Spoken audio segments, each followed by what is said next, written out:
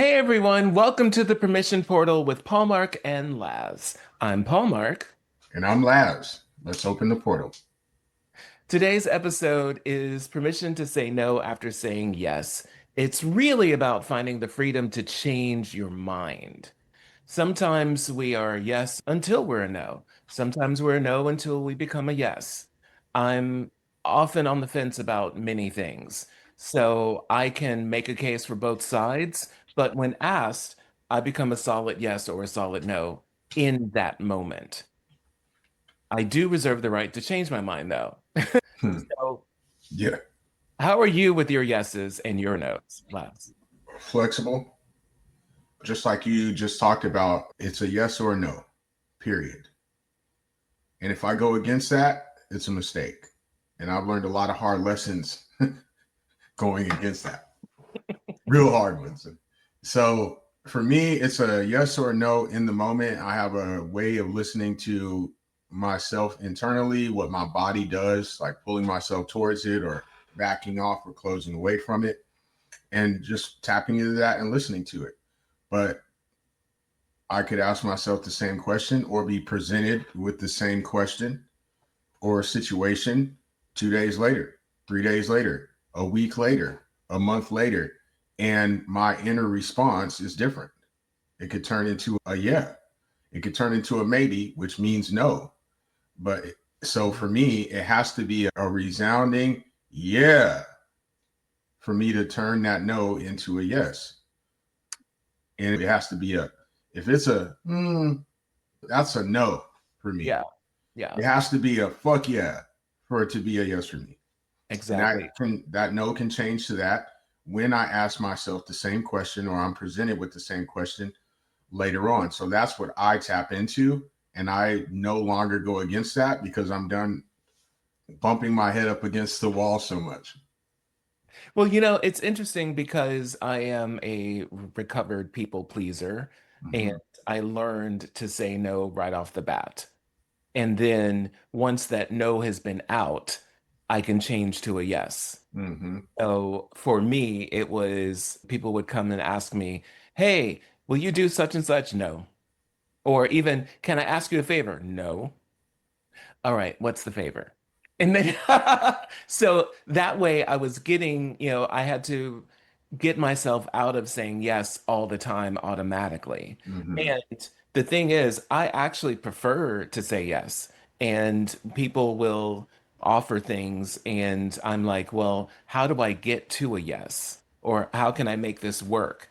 And there are so many times where things look like they won't work, and then my brain starts figuring out the puzzle. And it's like, okay, well, if we do this and this and this, then perhaps. And so that's just kind of how I am. But I'm also less grounded. So I tend to not be as focused. So I'm mostly air and water. So I'll go all over the place. I have no problem with it. And I Yeah. just like to be in flow. So for me, there are some times that, you can bring me something and I'm like, oh, so that's what we're doing now. Now, the thing is, if you have given me your word that we're doing ABC and you show up and GHJ are there, then I'm like, what happened? Yeah. That's actually more on the trust side. And that's not about my yes or no. That's like, I trusted you. You said, I signed on to this and I'm not prepared for that. If you told me ahead of time, I'd have been prepared for this. Yep. So, and I understand that sometimes, the opposite is sometimes we're in the middle of doing something and a pivot happens, and I'm okay with the pivot. Yeah. Even if it's just like, oh, okay, so now we're doing this. All right. And that is how I manage my yeses and my nos. But seeing that I have been trained in consent and we've done a lot of things, through cuddle parties and through some other organizations that I've worked with, that consent training has been a part of, Mm. anything less than an emphatic yes is a no. So if you're a maybe, you're a no. And under certain circumstances, it might become a yes. but honor your no. Yeah. So that's why I lead with the no, and then it's like, okay, let's do a pause, pull back, state your request, and then I'll see. But the no's already out there. Mhm. So I don't feel bad because there are some people who actually feel bad saying no. Not no more. I had to learn. So, Yeah. Same. and we have a guest with us today who has a juicy story about finding her yes in a space that had been a solid no. Kimber Hardick is the author of An Invitation to Shine and Invisible to Invincible, a memoir meets manual for women ready to stop performing and start fully living. Her work explores the quiet power of boundaries, the healing intelligence of the body, and the radical act of remembering who you are beneath the roles you were taught to play. Drawing from her own lived experience, she guides women through what she calls the sacred unlearning toward presence, pleasure, and embodied truth. That let's welcome Kimber to the portal. Yay! Woo! Welcome, Hi, Kimber. thanks for having Yeah, me. of course. Can you tell us more about your sacred unlearning? Well, what I've realized over the course of my healing journey is that it's not been about learning more, but forgetting what I've learned through conditioning, through family values, through the constructs. And as I was able to kind of unlearn that, I could uncover what I had forgotten underneath. So I remember when I was teaching yoga, I taught a yin yoga class, and I'd always say, we are forgetting what we learned and remembering what we've forgotten, how to be at ease in our body. And that has translated through this book and through all the work that I've done, because all these beliefs I had about myself, a lot of them were inherited. A lot of the constructs were, it's like I signed a contract, but I didn't read the fine print. And I don't even remember signing the contract. So letting go of some of these constructs and belief systems, and then just really remembering who I am underneath, so that I don't feel like we need to change or fix. We just need to remember what we've forgotten. And I love the use of the word unlearning Yeah. because we are conditioned. We come here connected to source, and then we're conditioned to fit in with whatever our family dynamic is. And in that, we learn some habits. And even when I'm working with my clients, a lot of the time you're unlearning. And Right. so to be in a space of being teachable, to be in a space of being open and being curious, you have to decide, I don't know everything there is to know. And it's important to get into that space so that there is room for growth. Because otherwise, the lot is full, you know? Right. It- I had someone once tell me, you don't know what you don't know that you don't exactly. know.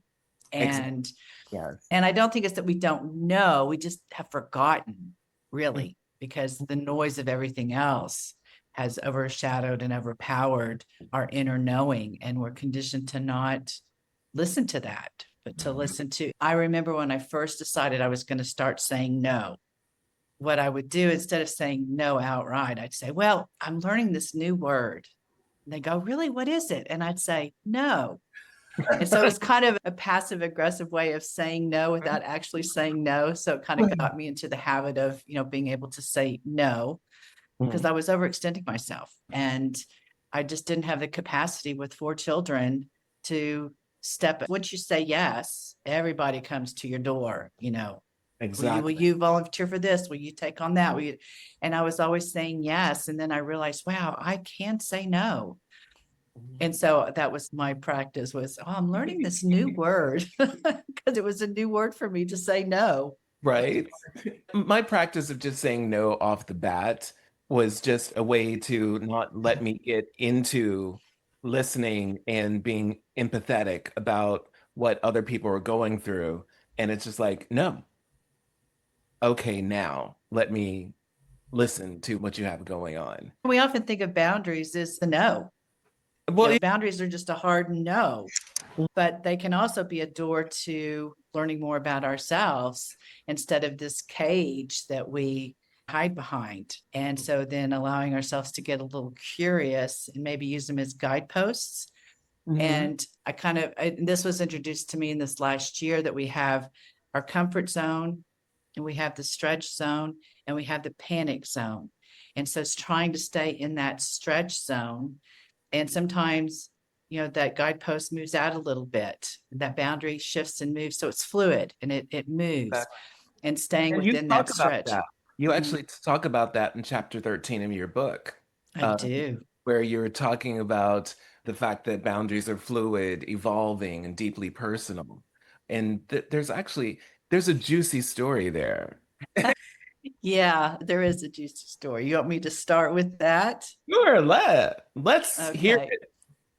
So I was divorced after 36 years, and really kind of navigating the whole sexual scene of dating. And I was introduced to this lovely practice called Kwadoshka, and it was a sacred sexuality intimacy workshop. And I had done it before, and it was not as much fun as I had anticipated, because there was a lot of healing that took place during it. I thought I was going for something else, and but it was amazing and it was beautiful, and I wrote about that in another chapter. But so I went back the second time thinking this was going to be, easy, and I was in a different space and place. And the facilitator asked us, we were talking about pleasure boundaries, and she asked us if we had any hard no's. And my hand just went. I sometimes have this reflexive speak it. And I raised my hand, and she called on me and she said, Kimber, what is your hard no? And I said, a threesome. It's always been a no. And she said, I'm curious where that no comes from. Is it from an experience? Is it from a belief? Is it from societal conditionings? And I couldn't answer it. I remember after I said that hard no, I kind of got curious about it. I was like, why is that such a hard no? Where does that idea that a threesome is a no? And so we talked a little bit more about boundaries and our pleasure boundaries, and how sometimes we have these hard no's, but they're actually limiting our ability to really feel and be in our fullest extent of pleasure. So as the weekend went by, it was a very safe container. I mean, it's amazing the container that they're able to make for us to explore things that may have been hard nosed for us. The very last ceremony that we did, one of the ladies, she opted out. And so there was an extra gentleman in the room that didn't have a partner. And so Amara said, was anybody willing to open up the space and allow this other gentleman to join in the group? And I looked at my partner and I was like, what do you think? And it was an amazing place for us to be curious, to explore, we had very, very strong boundaries. We sat in a circle and I said my boundaries. They repeated them back to me so that there was clarity. And then they said their boundaries and their boundaries. And we just set an intention for curiosity. And what would it be like to explore with 3 people instead of just 2? And it was a beautiful, beautiful experience. And it was made possible because I felt so safe, because my agreements and my boundaries within this container were honored and heard. And I didn't feel pressured. I didn't feel like I had to do anything. And I knew I could change my mind if at any time things got uncomfortable. And it was a lovely experience to be in the presence of these 2 gentlemen and in our curious little states of mind. And so I realized then that I started looking at some of my boundaries that were hard nosed. Where did those no's come from? Was it something that I was taught, that was put on me?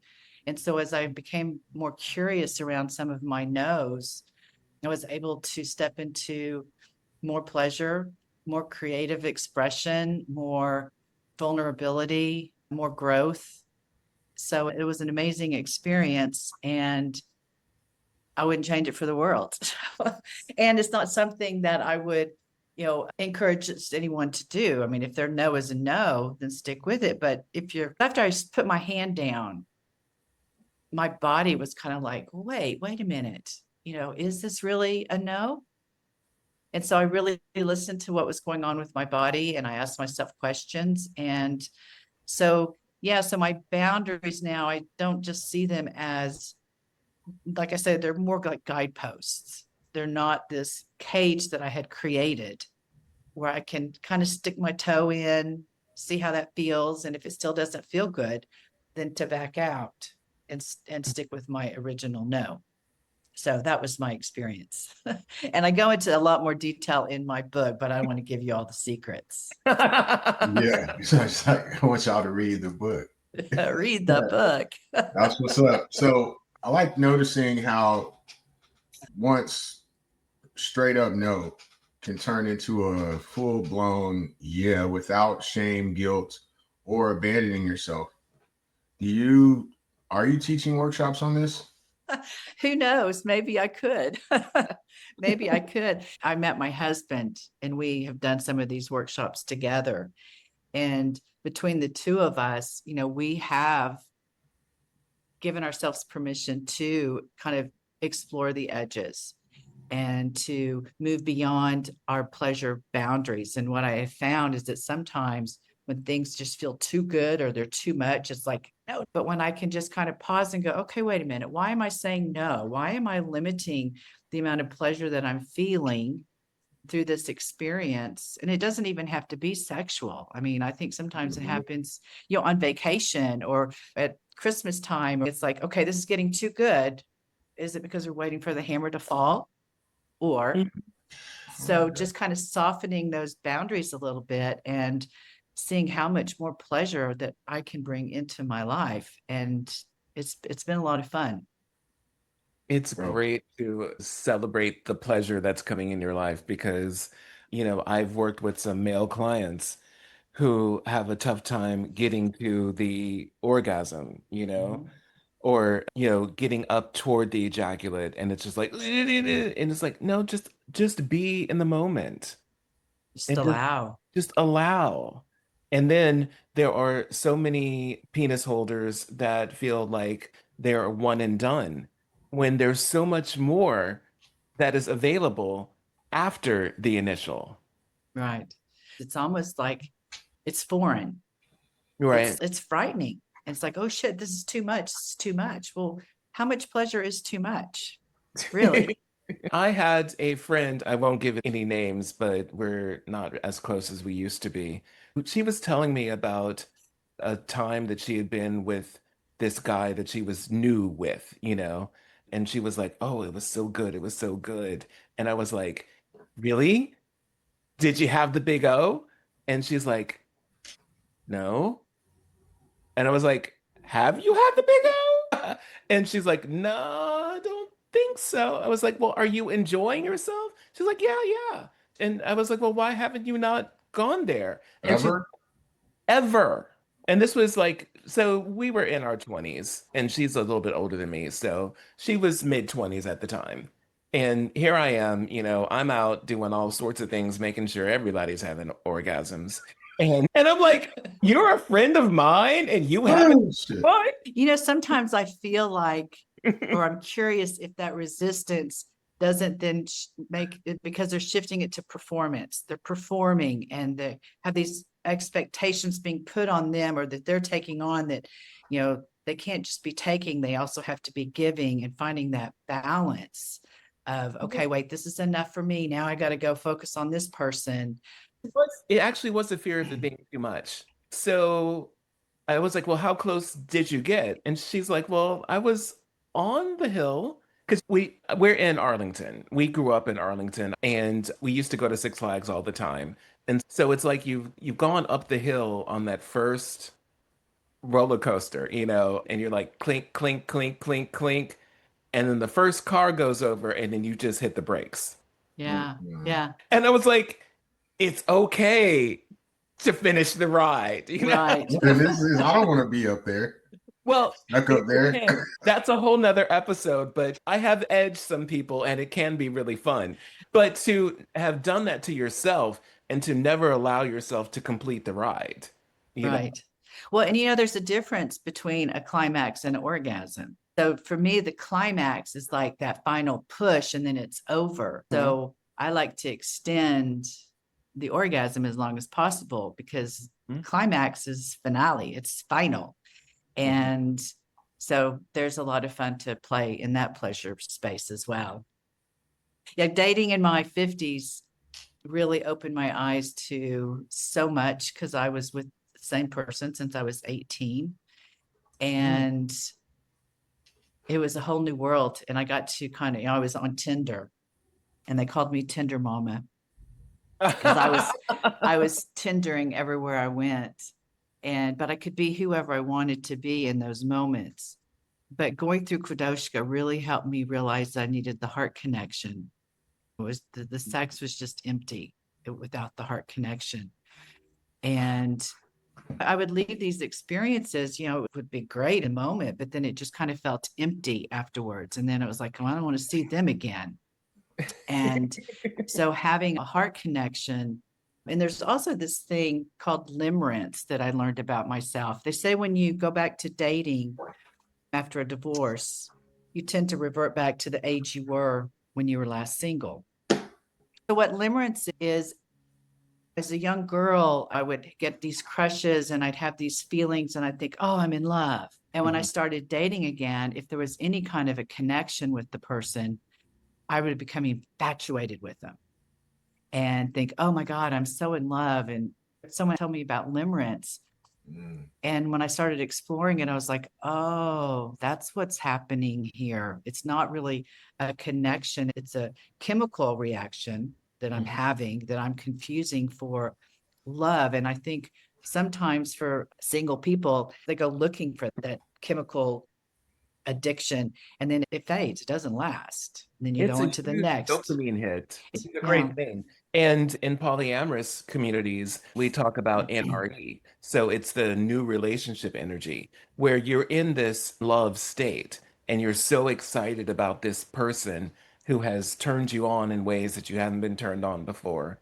And you're like, oh, this is all new. But we have versions of it in our everyday life. Like, remember Right. when you were a kid and I had this one outfit that I had gotten. And I was like, I lived and breathed in that outfit. I slept in it and I did not want to take it off to even wash it. And it was 3 days before I let my mom take it off and wash it. And then after that, it was like I would wear it and then wear something else while it was being washed and then put it back on. And it's like it almost became a uniform. And I still notice that there are times that I will do that with certain articles of clothing or with certain pieces of jewelry. Or food. Yeah. I haven't same fooded in a while, but When I come back to the States, mm, I usually go for barbecue or Mexican food. And this trip, it's been, steak, really? You yeah, get steak over there? it's not very good. Yeah, Yeah. it's a different kind of a cow. Oh, And so Yeah. it's a Brahmin okay. and the meat is just not very good. I feel like the inflammation in my body is on high alert because of all the beef that I've been eating. So That yeah, was going back into the dating world and having to explore my boundaries. What are my boundaries? Is Mhm. that really my boundary? Am I curious? Can I explore? I wasn't always very safe at times. I realize now looking back. And as I got wiser and smarter in the dating world, for me, it was a social experiment when I would Tinder. I Yes. wasn't looking to fall in love. It was a social experiment. And if it worked, great. If not, I could always talk. And I would always meet at the bar. That was a Oh, good. boundary. We would always Good. meet at the bar. Yeah. And the bartender usually knew why I was there and what I was going through. And we Mhm. had a signal. And if the date didn't go well, I could always turn and talk to the person next to me at the bar.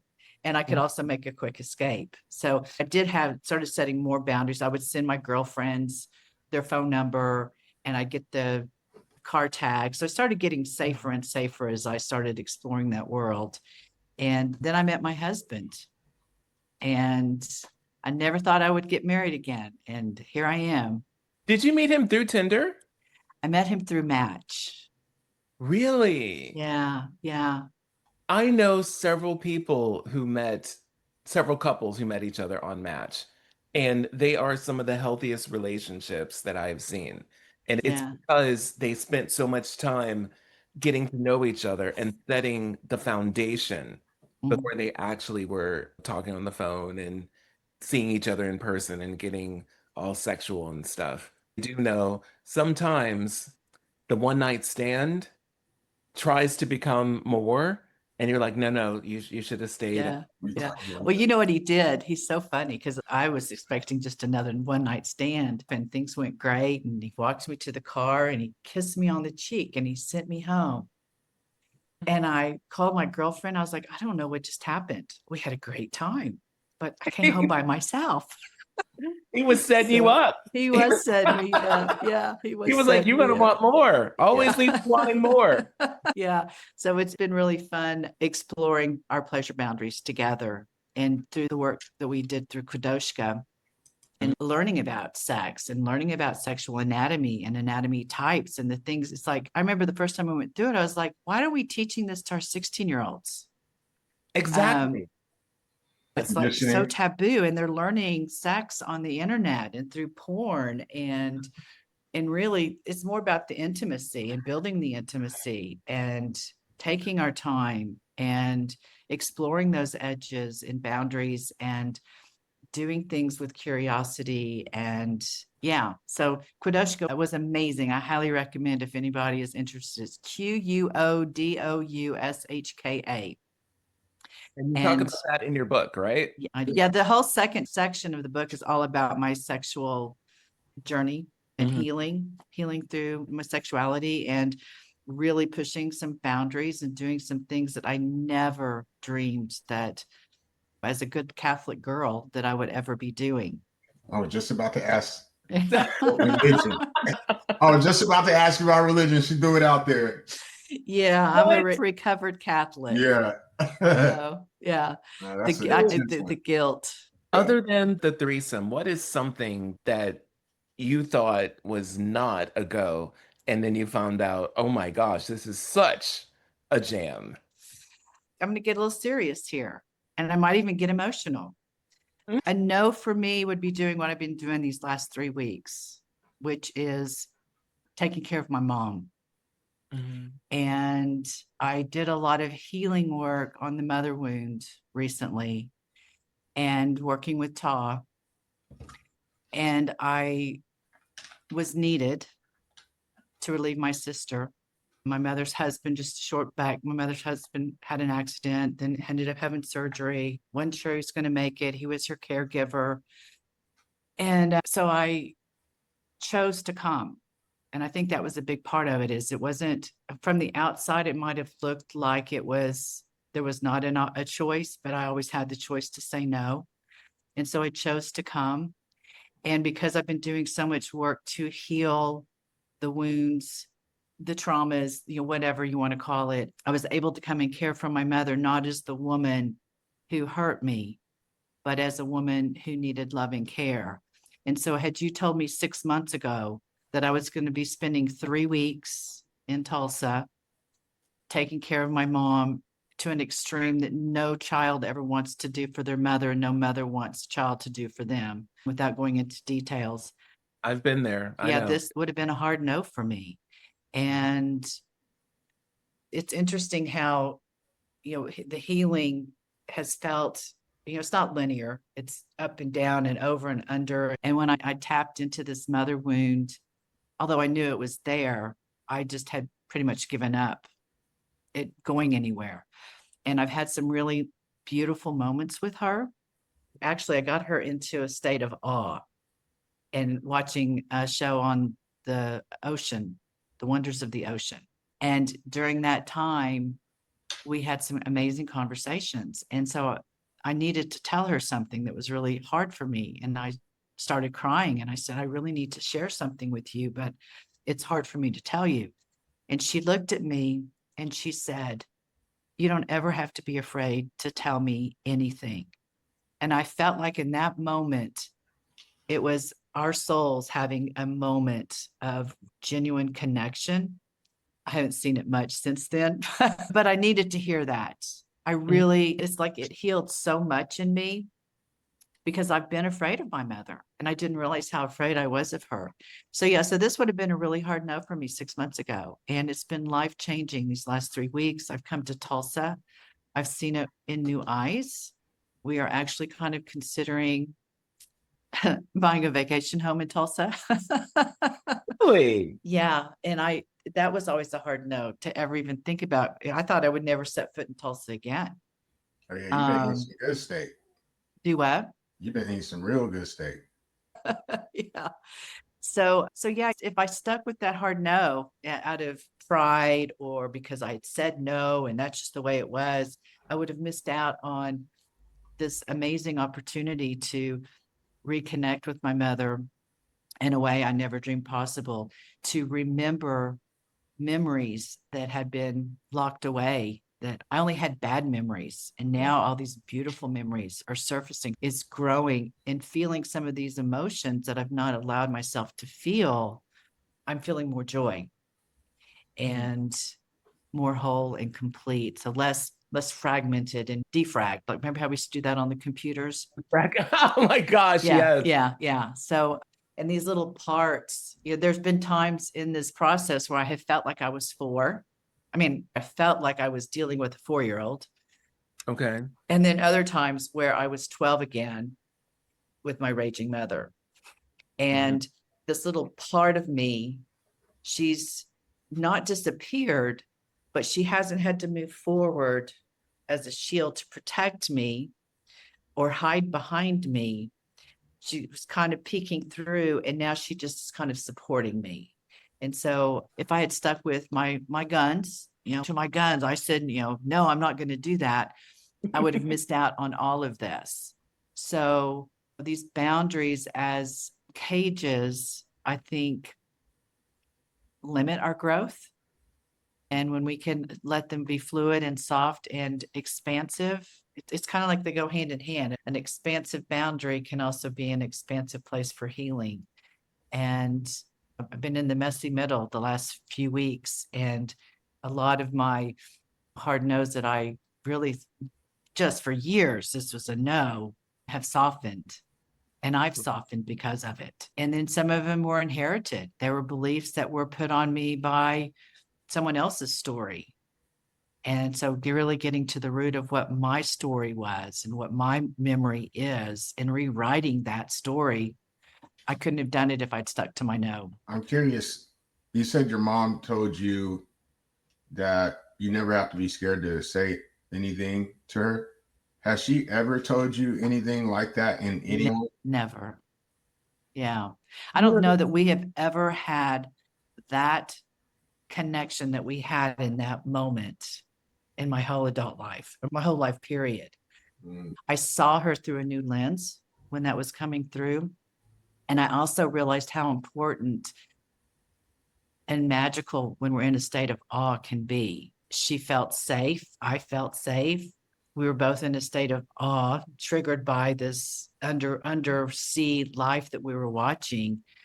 And it's like all those barriers, all those stories just kind of crumbled. And we had this really sweet moment. And we had a few more after that. Like I'd go into the kitchen and she'd be eating and I'd lean over and she would feed me and we'd giggle about it. Yeah, some really sweet memories that I'll be able to hang on to. And I don't expect them to happen anymore or frequently, or I don't go in expecting to have those moments with her. Otherwise, I'd be disappointed because they have not been showing up. That is so different because my mom was almost the complete opposite. So I grew up with her saying, "There's nothing you could do to make me love you less." I And grew up with the same. My dad and mom said the same thing. They well, said the same thing. My father never said it, but my mother definitely did. And my daddy, because my stepfather was actually daddy, and he was there for everything. And his love was different. He's like, well, I'm always going to be there. It was That's nice. it was never a I love you so much, da da da. I was his bonus kid. He had already raised, and had grandchildren when he met me. But he was like, well, I'm always going to take care of you. Great. Okay. And it's different to have that. And I actually feel that that's one of the best things about having two parents, you know, so that you get the yin and the yang of it all. You get, Right. Yeah. Yeah. Well, for me, my parents said the same thing. And my dad always used to say, you can come and tell me anything. But I Mhm. didn't feel that way because I felt like if I went and told you the truth, I'm going to get my ass whipped. So Yeah. he said it, but how my parents actually showed up and being afraid of being punished, I didn't. I was lying in my ass off. Well, see, Yeah. I learned early on that I didn't have to lie because my mom said it and I tested it. I tested all of it. I was like, Yeah. I was like, you gonna let me if I do this? There was And I can certain remember, things that I did that most of my friends were like, you got away with that? I was like, evidently so. yeah. And I remember times where I told the truth and it was just like, I ain't doing that no more. Right. I ain't telling the truth no more. Yeah, I think I had that happen last week. I was like, okay, she told me I could tell her whatever I wanted, whatever I needed. And boy, I regretted it. Snap. That's So, I do want to acknowledge that you're spending time with your mom and in that time that we get to spend near the end of life with our parents when they don't have that control over us is absolutely a treasure.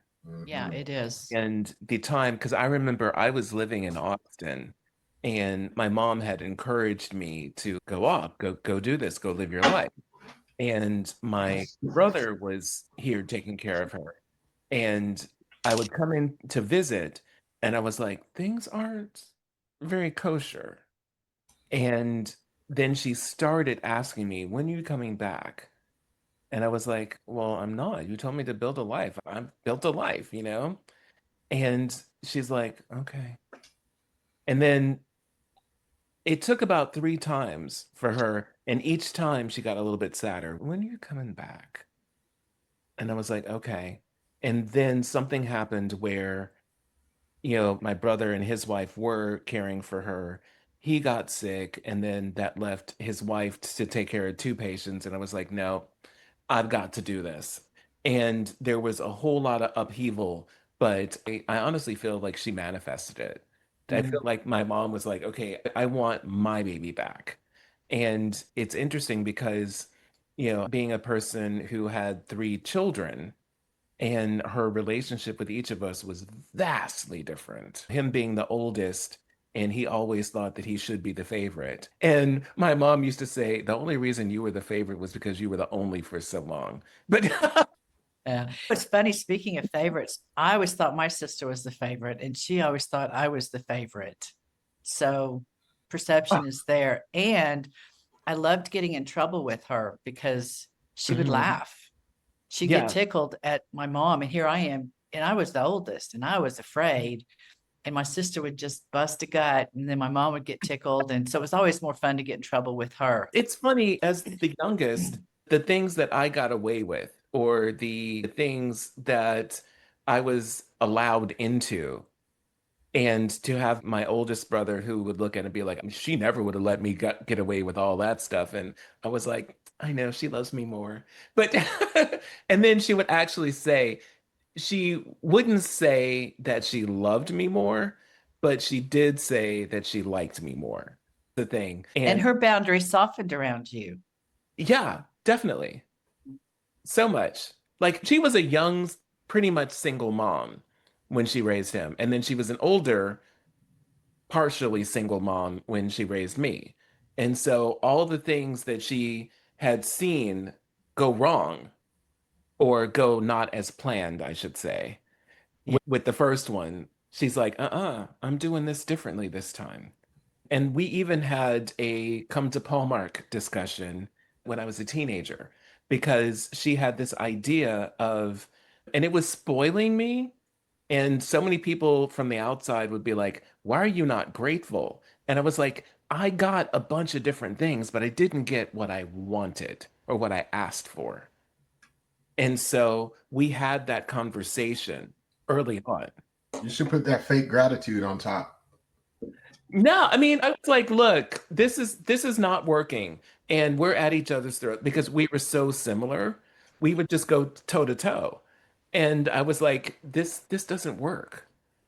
It's like I Yeah. love you more than anybody else.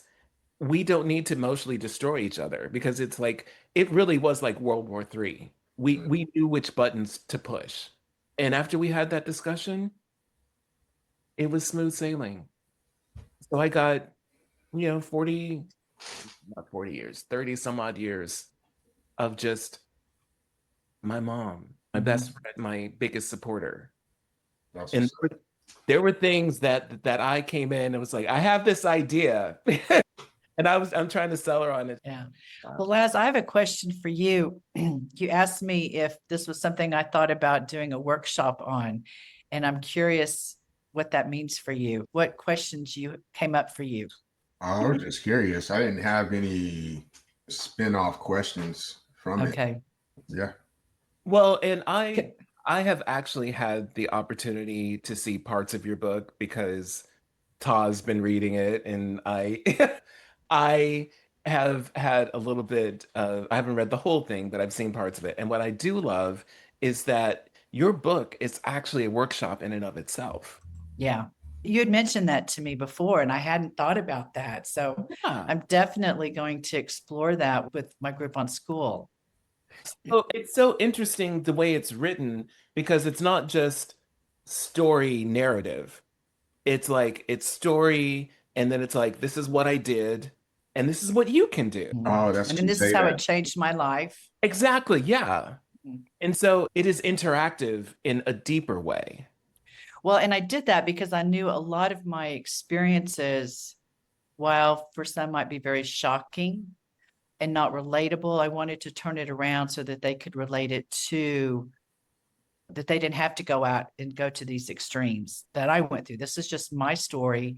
This is what it took for me. And let me save you maybe a few steps and try this instead or look at it. So, yeah. I love that. And it's interesting because I've said about myself, I fail loudly and publicly so that somebody else can get the lesson. And yet there are still some people who have to go through it themselves. Absolutely. Absolutely. And I love the way you set it up because I used to read a whole lot of self-help books. And the ones that are just like, this is my story all the way through. And it's like, okay. And I'm low-key being judgmental. It's like, well, I wouldn't have done that. I'm surprised that you waited that long. And I'm out of the experience because I'm being judgmental. Mhm. Then there are the other ones where it's just like, this is what you do, and it's a workbook. Mm-hmm. Like, that doesn't work for me either, because I don't know why I'm doing it, other than you said, Yeah. and Yeah. I'm going to need a little bit more than that. Well, the responses I've gotten from my beta readers, and they haven't been like friends, they've actually been people that have been a part of some of the experiences that I wrote about, have really been encouraging and warms my heart because it was so much fun to write and to put together. And, I asked at one point, I was on a mushroom journey, and I was like, why is it taking me so long to learn all of this or to remember all of this? And the message I got was, well, then you wouldn't have had a story to tell. And that was when I took my journaling, because I just been journaling these experiences and Right. turned it into this book. So, I enjoyed how you acknowledged that there are no quick fixes. no. And you're still, in all the while, you're inviting your readers to pause, to feel, to trust, and to shine. Mhm. Yeah. Yeah. And that invisible to invincible, I kept seeing on my Threads account women talking about how they felt so invisible Mhm. as they're reaching midlife and their kids are leaving the house or they're retiring. And, I'm 63. I moved to Panama a little over 2 years ago and started to surf.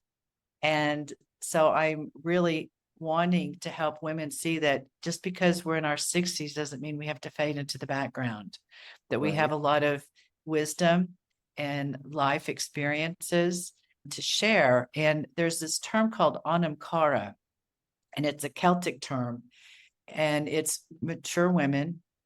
sharing their life experiences with the younger generation. And I'm experiencing that right now in Panama. And the majority of my friends are a lot younger than I am, but there's no ageism, there's no racism. My best friend just moved back to Israel and she's 22. Mm. So the connections that I'm finding there, they don't treat me like, an older woman. They treat me like Kimber. And we have a lot of fun together. We laugh together, but they also respect my journey and the work that I've done and the wisdom that I have. And that's helped me to tap into my wisdom, even within the Condor approach, especially with Ta, to have people see me and see my wisdom and reflect that back to me has been unbelievable. Unbelievable. It's interesting that you say the ageism thing because I am a person that doesn't claim an age. I've noticed that there are some people who wear their age like it's a ball cap. Here's a sign, I'm this age. I enjoy being with someone, like you said, being friends with somebody, and you're just Kimber. I'm Mhm. just Paulmark. You don't have to put any labels on me, specifically in age. I've noticed that even on dating apps and whatever, the first thing, it's like age first. And it's like, I don't want to be colored by the age I think you are. Like, if I see you and you're not attractive, I don't want it to be because I think you're old. Can I tell you a funny story about age? So when I met Ron on Match, he lied about his age by by 10 years. And he never would have popped up into my feed had he Mhm. used his actual age. And he confessed that the first night we met, but I didn't see a 67-year-old at the time. I saw just this man that I wanted to get to know more. Exactly. And Yeah. yeah, now he's 76 and people think he's younger than I am. Well, they don't build them like they used to. Yeah. And I remember my daddy was 14 years older than my mom. And folks would see him and he was in great shape. He's a Mississippi farm boy, excellent shape, got along. He lived to be in his late 90s and was still up and moving until like the last year and a half. Wow. So he's going out and farming and whatnot. And Yeah. he had an aunt that lived to be 96, and she was taking care of cows. Well, it's interesting. When I turned 40, I put on a lot of weight. I was having some mobility issues, and I just chalked it up to I was getting older. And I Mhm. just let myself go. I gained a lot of weight. I was quilting at the time, and I was really kind of going down this rabbit hole of what an aging woman does. And fortunately, I snapped out of that and started taking better care of my body and then started doing the emotional healing work that I've been doing the last 25 years. And Doing Pilates. Doing I Pilates. am doing Pilates now. Yes. Yes. Yeah. Yes. Pilates and surfing. Yeah. Yeah. Okay, I lost my train of thought there. So I don't remember where I was going with that. I can add on to that. Being a fitness guy and Yeah.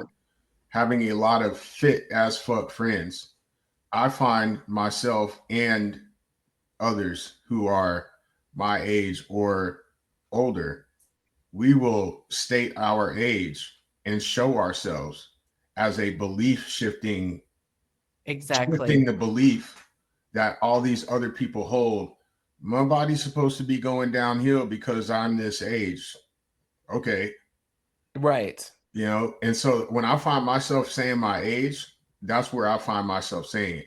And I'm literally I've recently decided that I'm going to get to about 185 and I'm going to do a photo shoot. And that Mhm. photo shoot, those pictures are going to come out around my birthday here in 6 months. Okay. And I'm going to say my age with those pictures on Good for purpose. you. Sometimes that is inspiring. I know a lot of these young people that I'm friends with, I'm changing their ideas around what it means to get older, and that it doesn't have to look like whatever they had in their head. And I really thought that a lot of the women I would be working with would be closer to my age. I'm actually having some of my daughter's friends reach out to me. And I think they're seeing, wow, okay, so my mom, Mhm. Becca's mom, which direction do I want to go? Do I want to be surfing and living in Panama when I'm 63, or do I want to be the grandma in a rocker? Not that they are, but you know what I'm saying. It, Yeah. it, Yeah. it has surprised me, some of the people that have reached out that I've been working with. So they're looking ahead and they're being inspired by I moved away from my grandkids. I moved away from my kids. And I know for some people that's hard for them to wrap their brain around, but Mhm. I love my kids. I love my grandkids, but I want to live my life and I want to do things that I wasn't able to do when I was a stay-at-home mom with 4 little ones. So I either get applauded or I've Ooh. lost friendships over it because they just don't get it. I have a friend who has wanted to be a grandmother and has this idea of who her grandmother was. And she's like, oh, I can't wait until I'm that. And it's like, but you're still young and vibrant. Yeah, your kids have kids, but now you're a single woman. Let's party, let's do our thing, and let's be in the moment. And there is something about being close to grandchildren where it's a daily reminder, oh, I'm supposed to be a grandmother. And your idea of what a grandmother is comes through. And then you start modeling that. Exactly. And Yeah. that's not necessary. No, no. My son is bringing my grandsons in November down to Panama, and Audrey learned how to surf in California a couple months ago. And I said, hey, Audrey, what do you think about surfing with your grandmother? And he goes, I don't know about that.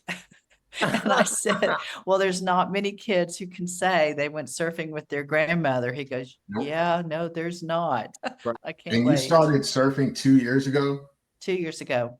Oh, Yeah, I tried it 11 years ago and I couldn't stand up. I didn't have the flexibility. Okay. And I don't know what called me to try it again, but I was like, I'm just going to try. I mean, I'm living in a surf community. I just want to try. And I have an amazing instructor. She's from Russia. She's a Olympiad surfer. My flexibility from the work I've been doing these last few years has increased, and I have not been doing yoga. I've been living my yoga, but I haven't been doing the physical practice. And I had the flexibility and a little bit of the strength. Now I have a lot more strength, but I've had to work on the strength to maintain this squat on the board for as long as I need to. yeah. So my goal was to be able to go out by myself without my instructor before my 63rd birthday. And I did. So you Yay. so Yeah. you started at 61, 62. 62. Mhm. Yeah. That's gangster. Isn't it? Awesome. So gangster. So, Kimber, Yes. what lights you up? What is giving you joy Today, or just today in general? I mean, like in life. today? Today, well, my husband is here for one more day. He lights me up. Getting to share and be on this podcast with you guys has lit me up. I know that that's in my future to be doing more podcasts around my book. So I appreciate the opportunity to hop on here with you guys. And what else lights me? Oh, going to the Condor. I'm super stoked and getting to do a talk. I'm lit up about that.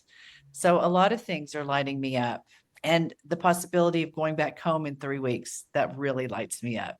To live in a place where I look forward to returning has been such a gift.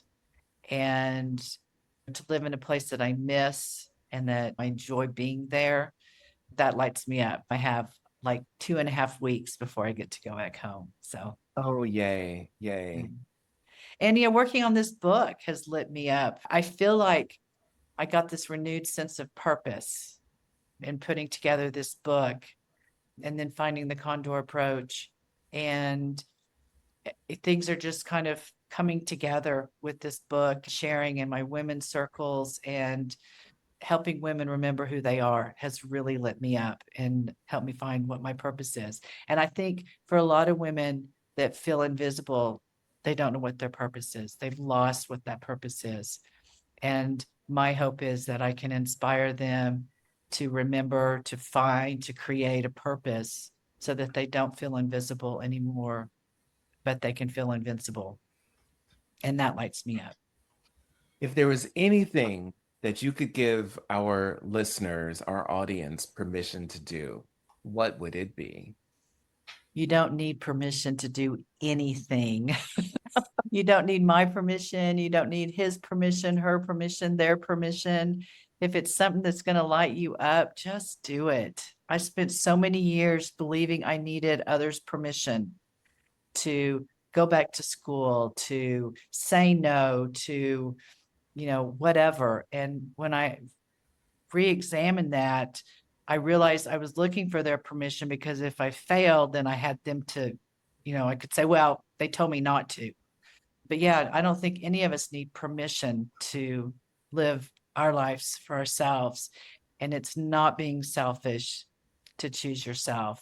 And so, yeah, that you don't need my permission to do it, just do it. I love that. Yeah. And with that, usually I have another permission, but that just trumped everything. That said it all. So thank you. Thank you so much. Mhm. Thank you, Kimber, for joining us in the portal.